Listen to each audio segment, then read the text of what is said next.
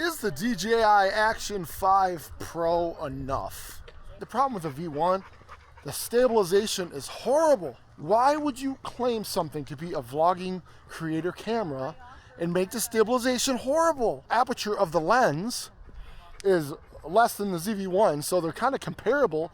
Even though the sensor's bigger, it doesn't matter. It should be like a 1.8 or 2.0 at the very minimum, but it's like 2.8 to like 4.5 or 5. It's like, it's a smaller sensor camera. If you don't have an open aperture, like the Pocket 3 is like a 1.8 or somewhere around there.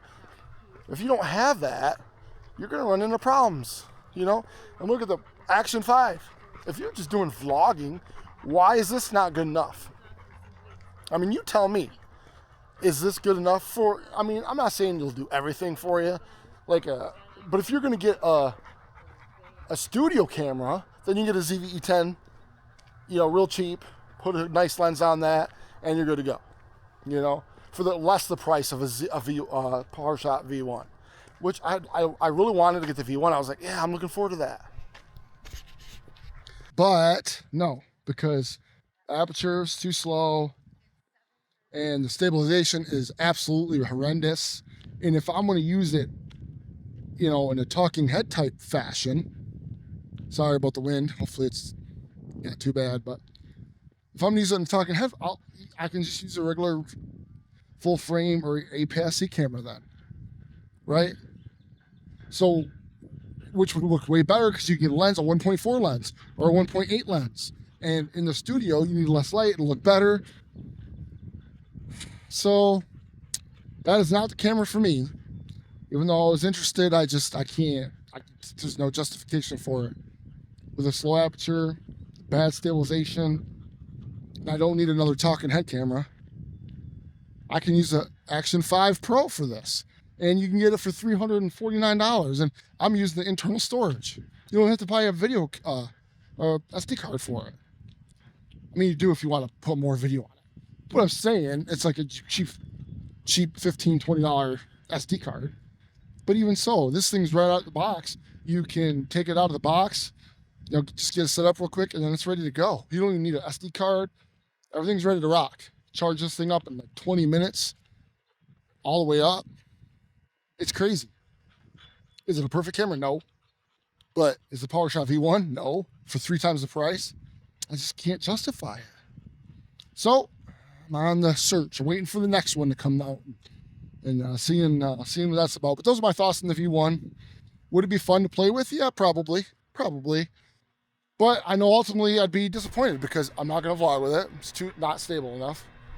And there's not a reason for me to get it.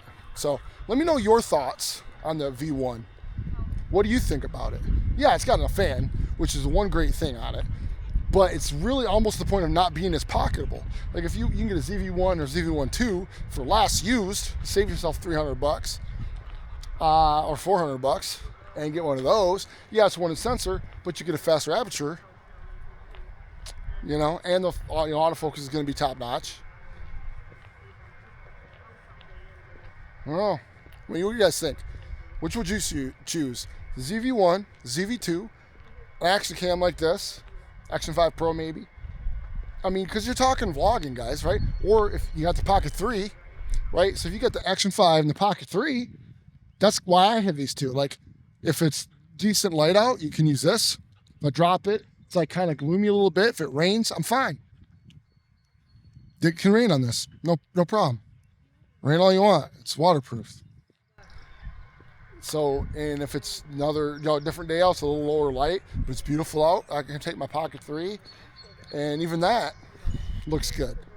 And that's stable, and this is stable. So let me know, guys. Let me know in the comments below, what is your favorite camera? I like this one. I think this is a nice camera for, this kind of use. It'll do any of your daily vlogging. It's quick. You put it in your pocket. You throw it in your car. It charges quick.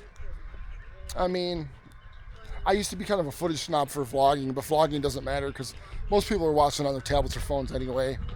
If you're doing a full production, then you just want to go full frame or APS-C or full frame anyway. So, but this is just daily stabilization on there. This is 30 frames per second, just so you can see this in the DJI Pocket. And the DJI Action 5 Pro. How does it look, guys? 30 frames per second. Can you vlog with this?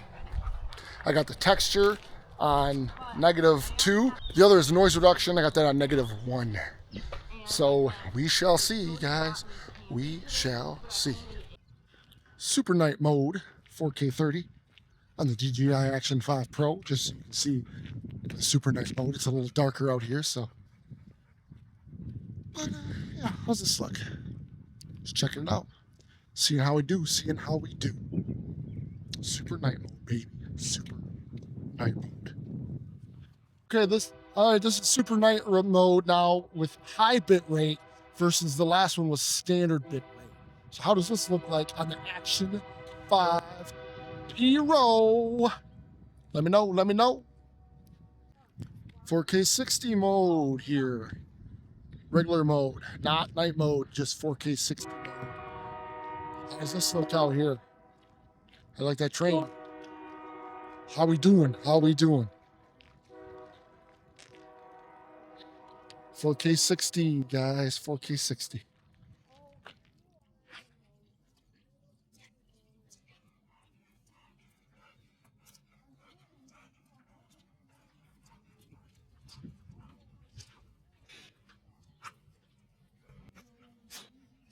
Disappointed in the V1, guys, but let me know your thoughts and comments below. Have a nice day.